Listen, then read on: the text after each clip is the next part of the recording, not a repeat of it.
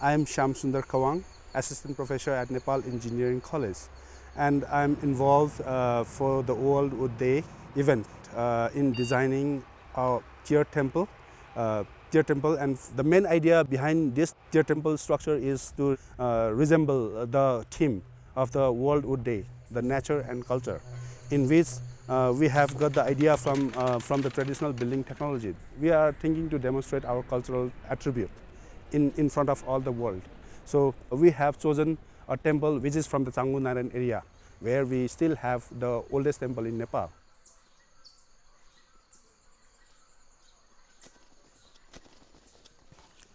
This is a site map of the Changu Narayan area, and then this map contains the area which is enlisted in the UNESCO World Heritage Site. There is around 350 houses now, but it is mentioned that during the medieval period, which dates back from 12th century till 17th century, there is some kind of inscription which is found, and it says that during that time Changu Narayan area was a metropolitan city which contains 700 houses in the center and 900 houses around.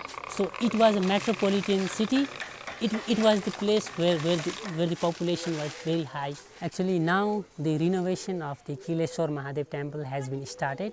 It is not only the renovation of this Kileshwar Mahadev temple, but also the renovation of the overall monument zone of Changu Narayan area.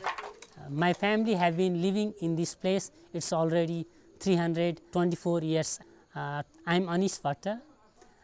My family, they belongs to the one of the priests of the temple which is inside the temple courtyard, and we belongs to the priest family of the Kileshwar Mahadev temple. In the pagoda style in Changu Narayan, there is only two temples. That is the Changu Narayan and Kileshwar Mahadev. That's Kileshwar Mahadev Shiva temple. Mahadev and Shiva is similar name. There is one pillar inside. Kileshwar means pillar. It's like a knot. This killer, that is the lock. This whole hill locked by that stone. That is the pillar. That's big pillar. Is the Shiva Linga. Yeah, that's called Kileshwar Mahadev. र यो चाङ्गु नारायणको एउटा विशेषता के छ भने यसको स्ट्रक्चरमा जुन यो मन्दिर बनिएको छ, मन्दिरको जुन जग छ त्यो जग एउटै ढुङ्गाबाट बनिएको छ। एउटै ढुङ्गा, ठुलो ढुङ्गा, चारकुने ढुङ्गा, त्यही ढुङ्गामाथि नै यो मन्दिर बनाइएको छ। अनि यो मन्दिरको खास बलियो गरी बनाउनुको पछाडि के छ भनेदेखि यसमा भित्र ठुला ठुला काठको अग्राक काठको पिलरहरू राखिएको छ, स्तम्भहरू जुन एक अर्कामा जोडिएको लक भएर बनाइएको हुन्छ। यो स्टेप बाई स्टेप गरी बनाइएको हुन्छ र हरेक काठको जोडाइ मेन पिलरसँग सम्बन्धित हुन्छ। त्यसले गर्दाखेरि यो मन्दिर ठुलो भूकम्प आउँदाखेरि पनि इटाहरूको वालहरू खस्छ, तर यो मन्दिर ढलिहाल्दैन। अहिलेसम्म प्रामाणिक रूपमा हेर्दाखेरि अहिलेसम्म आएका जति पनि विनाशकाली भूकम्पहरू आए यो मन्दिर बने पश्चात त्यहाँदेखि अहिलेसम्म यो मन्दिर ढलेको छैन। अब काठका टुँडालहरू विभिन्न पछि जोडिएका चिजहरू खसे, तर मेन मन्दिरको स्ट्रक्चर चाहिँ ढलेको छैन। जसले चाङ्गु नारायणको लागि र हाम्रो देशको लागि के गरौँ भन्ने किसिमको सोच भएको व्यक्तिको हामीलाई आवश्यक थियो। र त्यति बेलामा हाम्रो एकजना सर हुनुहुन्छ, उहाँको एउटा प्रोजेक्ट छ यहाँ। त्यो प्रोजेक्ट को नाम चाहिँ वर्ल्ड हेरिटेज इन्भाइरोमेन्ट फाउन्डेसन हो। यसको चाहिँ नि चेयरम्यान हुनुहुन्छ mister Peter John Sandy. This comes from a very early period of foundation, and it's beautiful. I mean, when I first came, I remember this, and this is a rest house for visitors. The result of the earthquake is that everyone's been storing what materials they were able to save, but it'll eventually all go, and this is an important sector in the beginning of the village.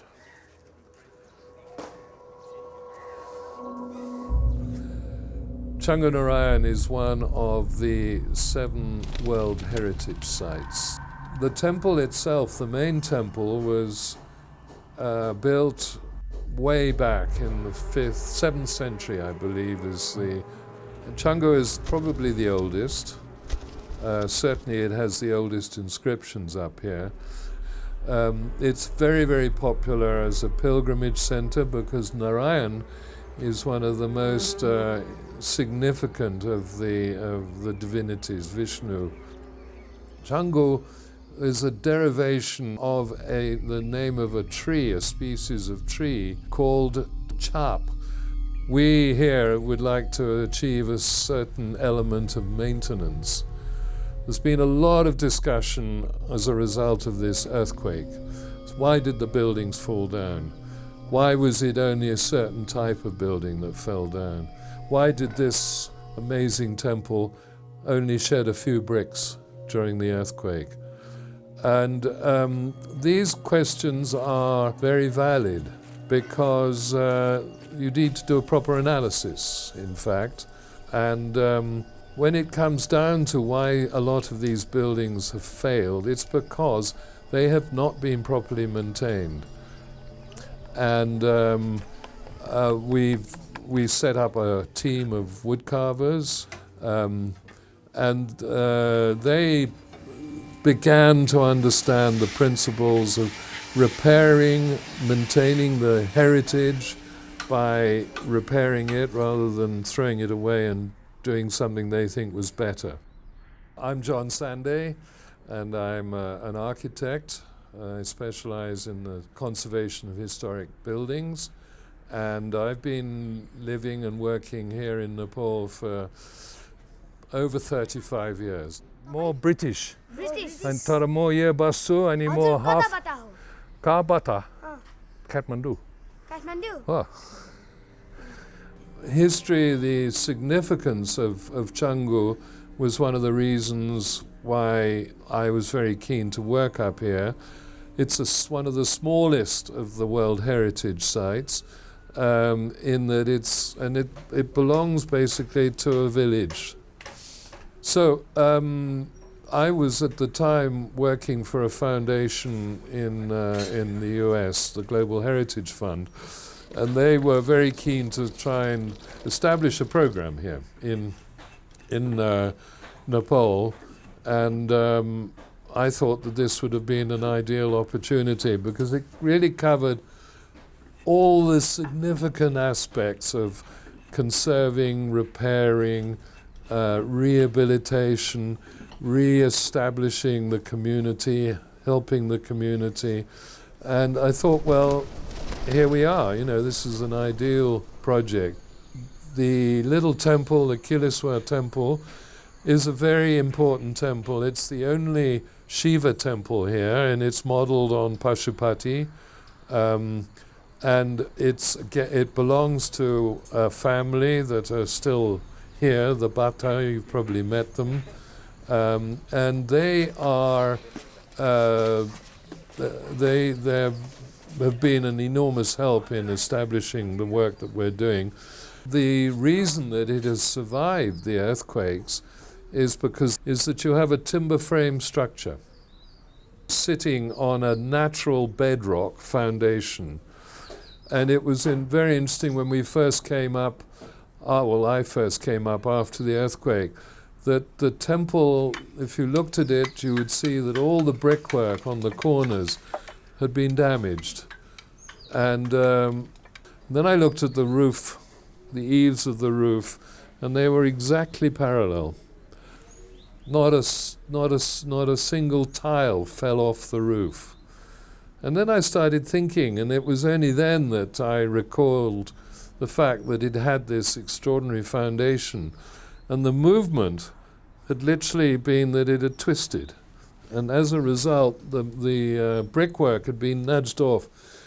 But you'll see basically how the structure is created.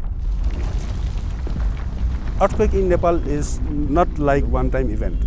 Larger earthquakes occurred every 80 years. The very important thing that we have to understand about this ancient technology, they have mastered in responding towards the earthquake. That is why we can still see many such temple structures which are still standing. We have a very good trend of our ancestors. They do have all this revitalization. They do have all of these restoration projects done by themselves. So they are not only naturally sustainable, but they are also sustainable socio-culturally. They have gone through many earthquakes, and they have made cities more vibrant through their own effort. So for this time, I would like to use my expertise in re-evoking these traditional skills and then the knowledge of restoration that they do already have.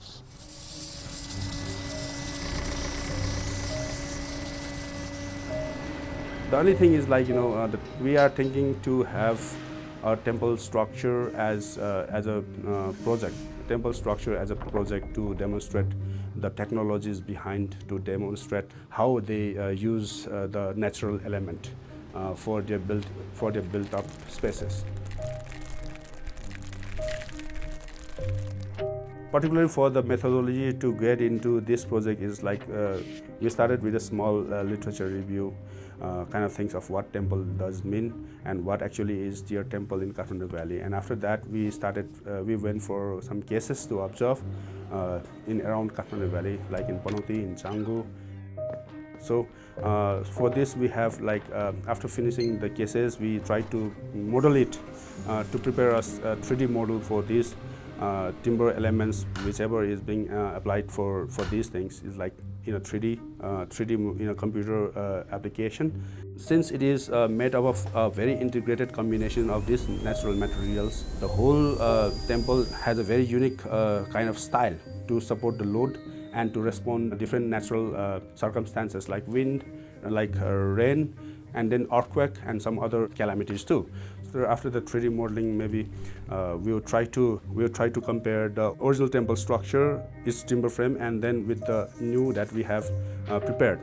And we would also try to differentiate what actually is different from these two, and then maybe we would also be able to seek some of the problems that went wrong. And then this becomes the main foundation. This is repeated here. This timber comes down and sits on somehow in here, okay? Because you have a building, it's a structure, and everyone believes that the brickwork, like over here, is structural. But here we've proven it basically that it's not, because we've taken all the brickwork away. Well, what does the brickwork do, and why does everyone think that the brickwork is important? Well, the simple answer is that the brickwork is purely a fascia, a covering, and that the main structure of the temple is dependent on the timbers or the wood. I think it's very, very important that we've put together in 2 or 3 weeks from almost scratch a complete model, and everyone has learned and will learn an enormous amount from it. The most important thing, I think, for any country, however poor or however rich it is that they have to appreciate the history, traditions, and often in places like Nepal, their religion of the past, in their country. One of the things that's so important is that it's teaching the young generation about their culture. Namaste. Tapai ka bada ako. And I remember many times we've had lots of school children coming up, and I make a point of always going up and trying to talk or get an opportunity to talk to them. Kiwayo. They come up there, and I mean, I always ask them, who's been here before? Maybe one or two hands go up. You all know the name of the temple? Changu Narayan. You all know that? It's good. A lot of people come up here, they have no idea. Have you found out the name of the little temple here? It's very interesting. This little temple is a Pashupati, a Shiva temple. Yeah? The most important thing when you're doing a tour like this is to learn the reason you've come here.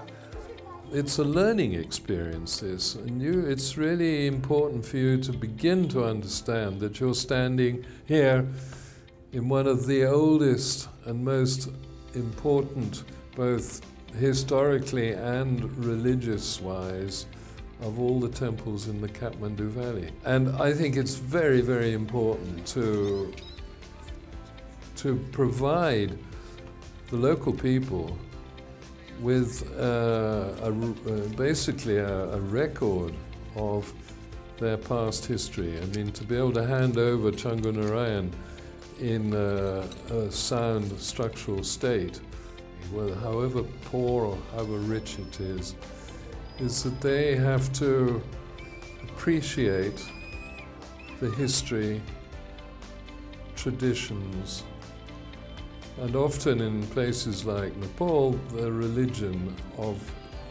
the past, in their country.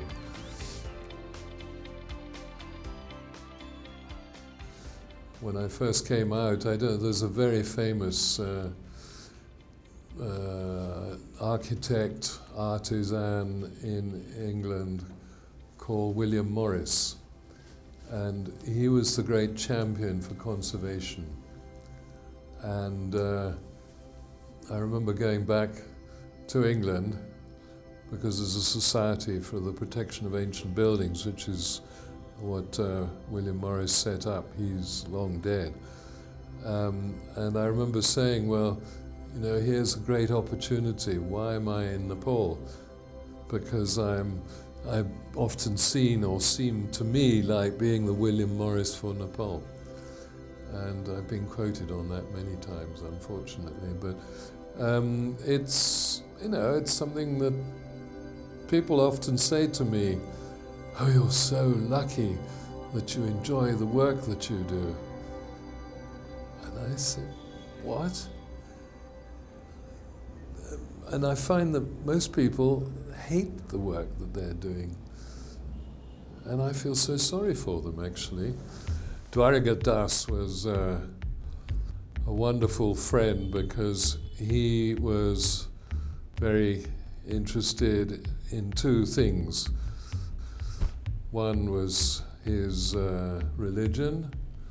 He was a very, very devout person. And the other was his heritage.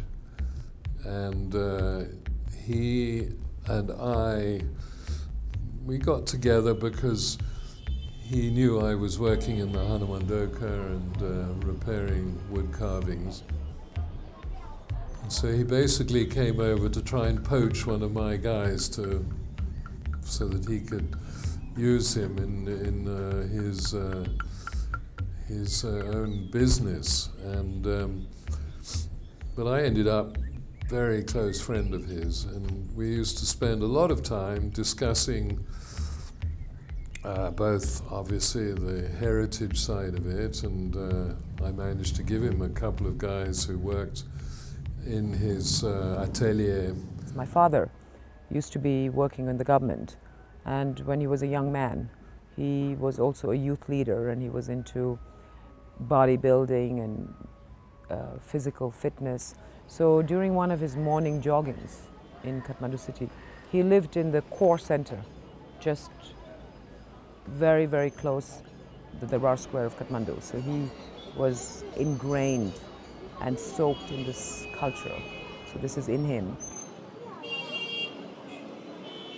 So when he was going on his jogging, he found some woodworkers, actually carpenters, that it was winter, so they had a little, we call it a muckle, you know, it's like in a little bowl where you make fire to keep yourself warm.